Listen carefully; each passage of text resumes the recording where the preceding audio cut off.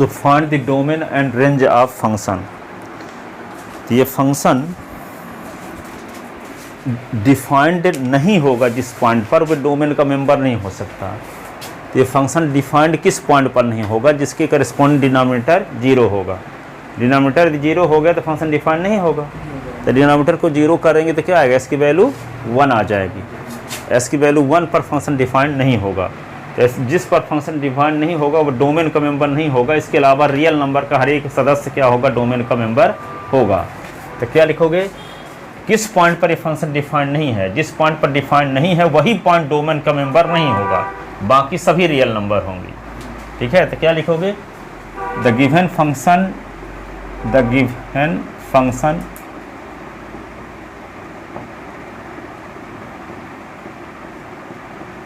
will be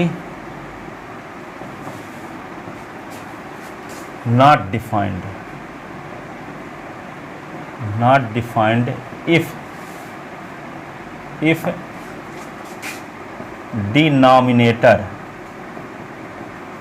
denominator is equal to 0।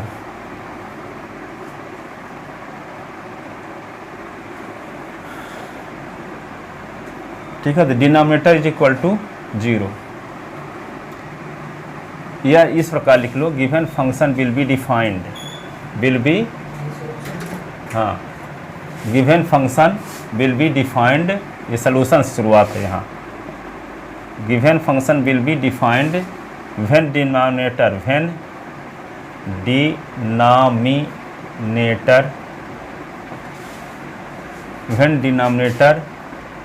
Is not equal to 0। Function defined तभी होगा जब denominator 0 ना हो, तो डिनोमिनेटर है क्या, x minus 1 is not equal to 0 हो, तो x is not equal to 1 हो। Hence domain of function, domain of given function r तो होगा, लेकिन r का एक एलिमेंट नहीं होगा, कौन, 1, तो इसको निकाल दिए। हाँ, r को छोड़कर सभी रियल नंबर का कलेक्शन क्या होगा, डोमेन। तो 1 क्यों नहीं होगा, माइनस लगा दो बीच में। 1 क्यों नहीं होगा, क्योंकि 1 को रखने से फंक्शन डिफाइंड ही नहीं होगा। जिस जिस पॉइंट पर फंक्शन डिफाइंड नहीं होगा वो डोमेन का सदस्य हो ही नहीं सकता, क्योंकि 1 रख दोगे तो 1 माइनस 1 0, तो इन्फिनिटी आ जाएगा। जिस पर फंक्शन का मान इन्फिनिटी आता है उस वे डोमेन का मेंबर नहीं होता, और इसके अलावा ऐसी कोई वैल्यू नहीं है कि इन्फिनिटी आए, फाइनाइट ही आएगा। ठीक है, ये हो गया डोमेन। अब क्या करो, for the range of, range के लिए y बराबर fx मानते हैं, क्या मानते हैं, y बराबर fx। For the range of given function,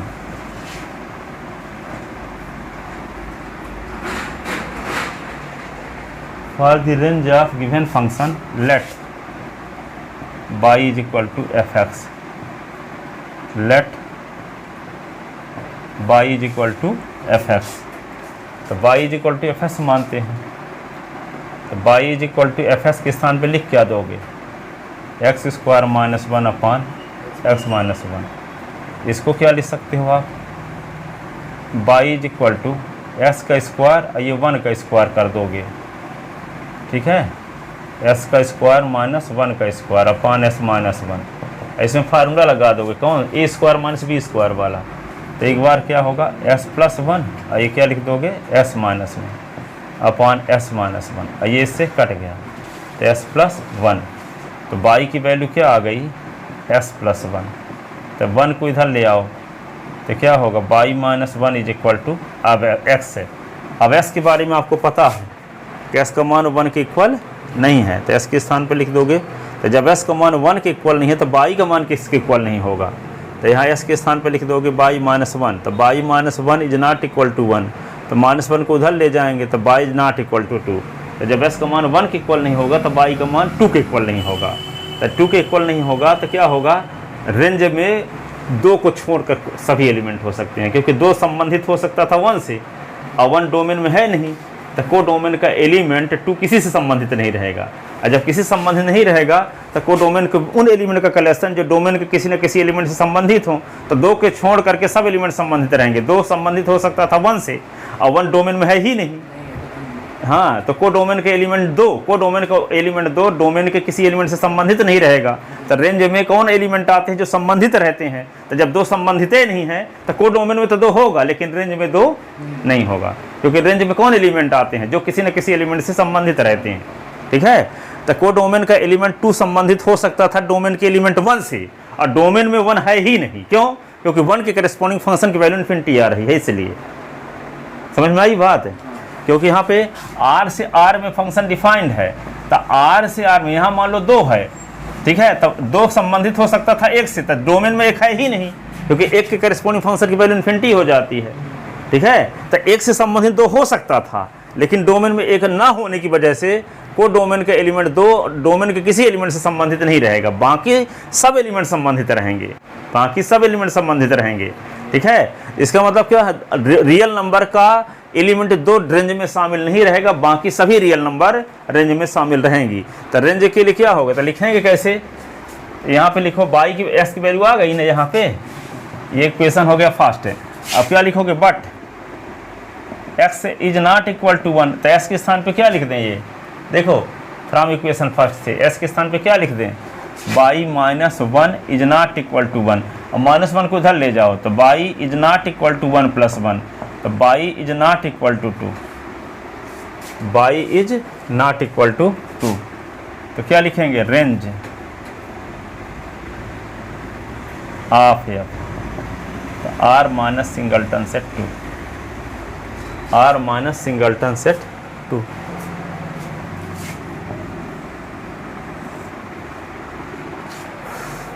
domain of given function R minus singleton 1, singleton set 1, range R minus singleton set 2। ये हुआ।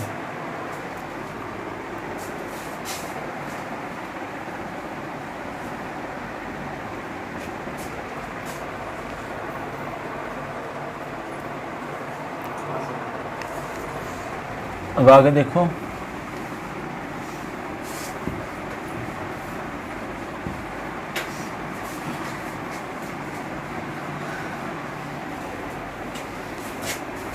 एक क्वेश्चन लिखो, find the range of following function, following function. Number first क्या है? f(x) is equal to sine X. Number second f(x) is equal to cos x। Number third f(x) is equal to 11 minus 7 sine X. 13 f(x) is equal to 3 plus 2 cos x।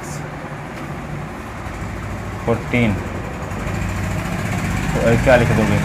4 number, ये 5th number f(x) is equal to 11 minus 7 cos x। इन सभी function का क्या निकालना है? Range. केवल क्या निकालना है? रेंज। ये सब जाने माने क्वेश्चन है, हमेशा आने वाले। ठीक है,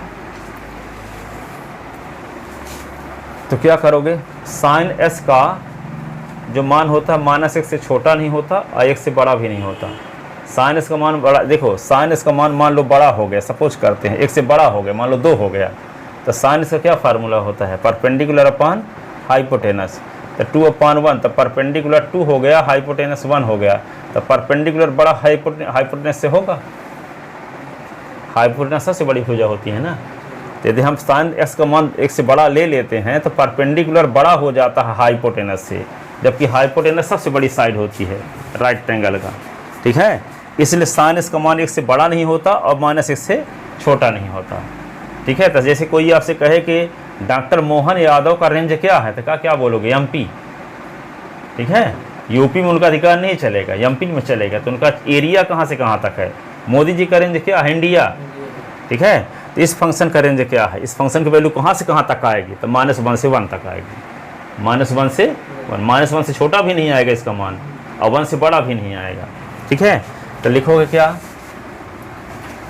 क्या करते हैं हम, for the range of fx we put y is equal to fx, बताए ना है, for the range of fx let y is equal to fx। मान लेते हैं फंक्शन की वैल्यू y आती है, तो y की वैल्यू, फंक्शन की वैल्यू जो जो आ सकती है उसी वैल्यू का कलेक्शन ही तो रेंज कहलाता है। ठीक है, तो फंक्शन की वैल्यू आएगी क्या, -1 से 1 के बीच की वैल्यू, तो क्या लिखो, बट वी नो दैट, लिखो बट वी नो दैट ये होता है -1 is less than or equal sin s is less than or equal 1। sin s का मान -1 और 1 के बीच होता है, sin s का मान -1 और 1 के बीच होता है। ठीक है, तो sin s के स्थान पे क्या लिख सकते हो, आपके पास क्या फंक्शन दिया है, fx is equal to sin s ना, तो जहाँ sin s है वहाँ क्या लिख सकते हैं हम, यहाँ fx, तो implies -1 is less than or equal fx is less than or equal 1, और fx को क्या माने हैं y, तो -1 is less than or equal y is less than or equal 1। तो y की वैल्यू, y क्या है, फंक्शन की वैल्यू है, तो फंक्शन की वैल्यू कहाँ से कहाँ तक आ सकती है, -1 से 1 तक आ सकती है। ठीक है, तो y की वैल्यू कलेक्शन कहलाता है रेंज, s की वैल्यू कलेक्शन कहलाता है डोमेन। y की वैल्यू कलेक्शन क्या कहलाता है, वहाँ दिखाया ना थे कि y is not equal to 2, तो y की वैल्यू 2 को छोड़कर पूरी रियल नंबर होगी, तो y की वैल्यू जो हो सकती हैं वे कहलाता है रेंज, s की जो वैल्यू हो सकती है वे कहलाता है डोमेन।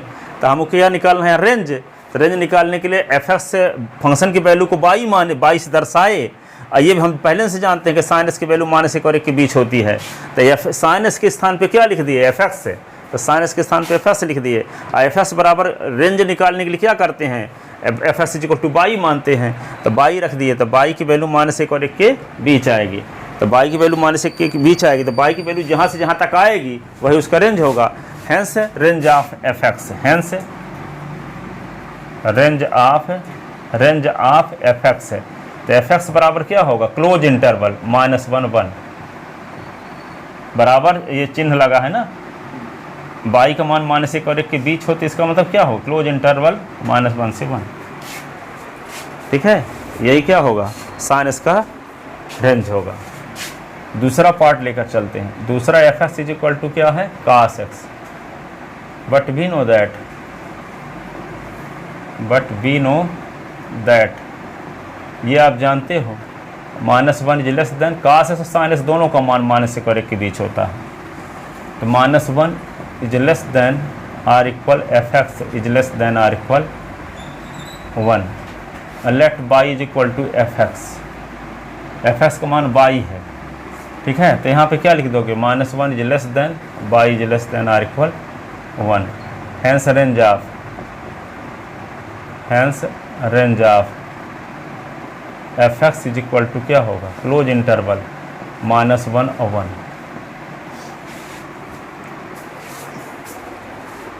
sin s का भी रेंज क्या होता है, क्लोज इंटरवल -1, और cos s का रेंज भी क्या होता है, क्लोज इंटरवल -1 1।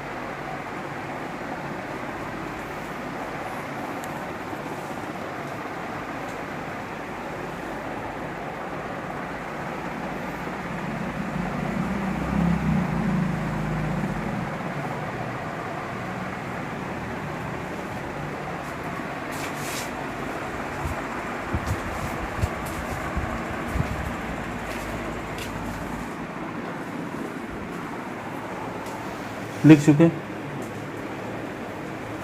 अब देखो इसका तीसरा पार्ट देखते हैं।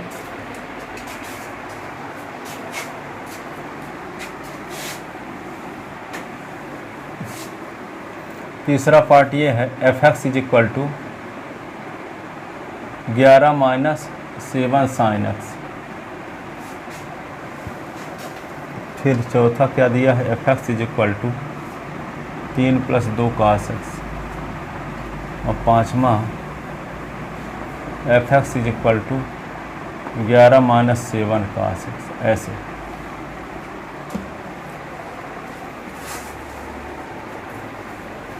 अब देखते हैं कैसे निकालेंगे इसको। तो यहाँ पे शुरुआत वहीं से करोगे, फॉर द रेंज ऑफ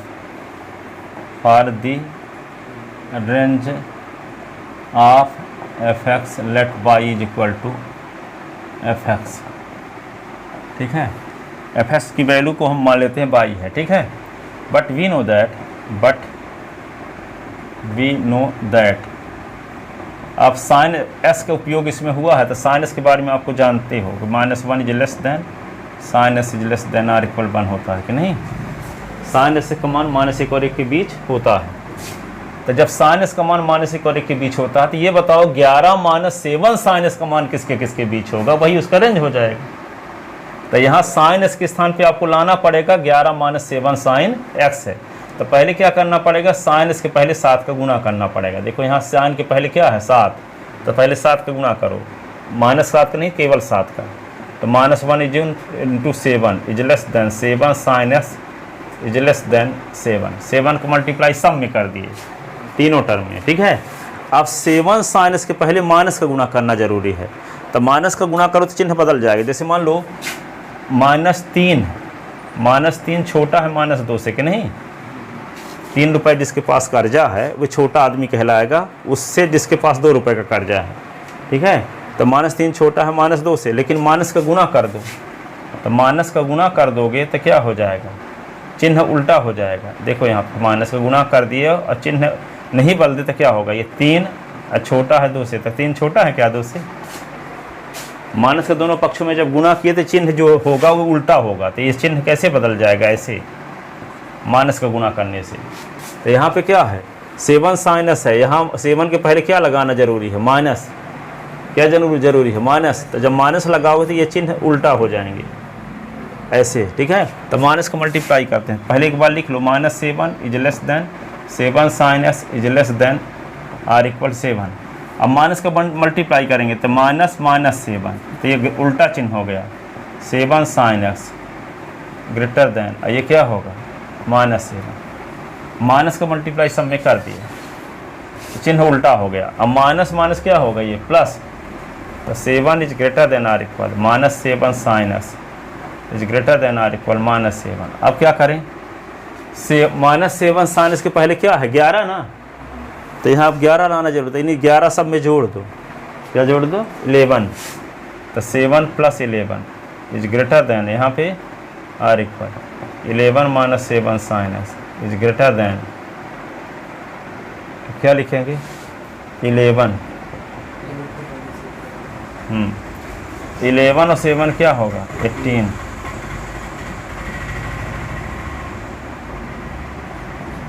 तो 11 7 निकाल दो 4। इसका मतलब क्या हुआ 4 और 18 के बीच इसका मान होगा। इसको उल्टे क्रम में भी लिख सकते हैं, 4 इधर लिखे दो तो less than 11 - 7 sine X is less than 18। अब 11 - 7 साइन एक्स के स्थान पे क्या लिखा जा सकता है एफ एक्स। तो 4 is less than F X is less than or equal 18। F X के स्थान पे क्या लिख सकते हैं 22। तो 4 is less then 22 is less than 18। तो 22 का मान किसके किसके बीच आएगा 4 और 18 के बीच में। Hence range of given function, hence range of given function क्या लिखोगे, क्लोज इंटरवल 4 और 18, क्लोज इंटरवल 4 और 18।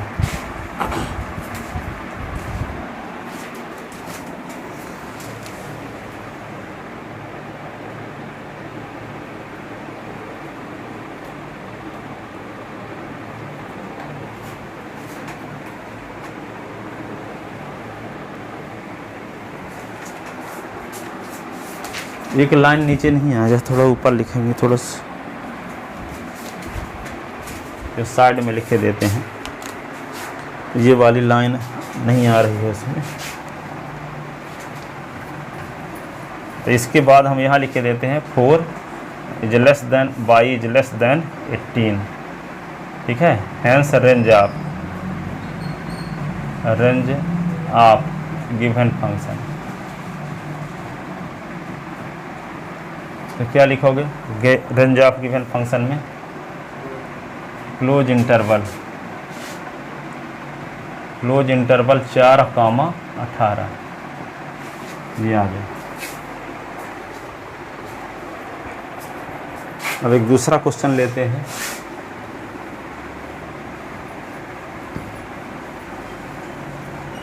अब देखो fx इज इक्वल टू क्या ले लिए, 3 + 2 cos x। अब देखो रेंज निकालने के लिए क्या मानते हैं, y is equal to fx, क्या मान, तो let for the range of fx, for the range of fx let y is equal to fx। अब क्या करते हैं, cos x के बारे में और sin x के बारे में जान ही चुके हो आप। sin x का मान -1 और 1 के बीच होता है और cos x का